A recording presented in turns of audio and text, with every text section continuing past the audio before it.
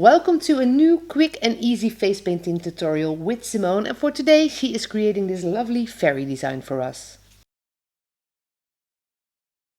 To make this into a quick and easy face painting design, Simone is using a stencil for the base of the fairy. So this one is one of the stencils by Diva Designs, and it's put on the skin with black face paint by Diamond Effects. And now Simone is creating some new wings for our fairy with one of these split cakes by Diamond Effects. This split cake is called Butter Cupcake, and it is white, yellow and pink, and perfect for a fairy, of course. So Simone uses the number 3 Simone brush, an angled one stroke brush, which is perfect to get all of the colors from that split cake on your brush. So once the base of the wings are on there, Simone continues to a red color by Superstar.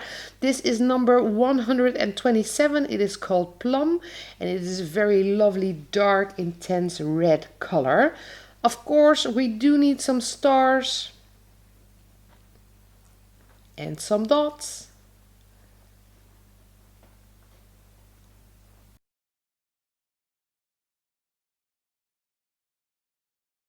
And a bit of glitter because of the fairy dust, of course. So this is one of the Pixie Paint glitters. It is Valley Girl, and it is very lovely with pink and yellow and silver.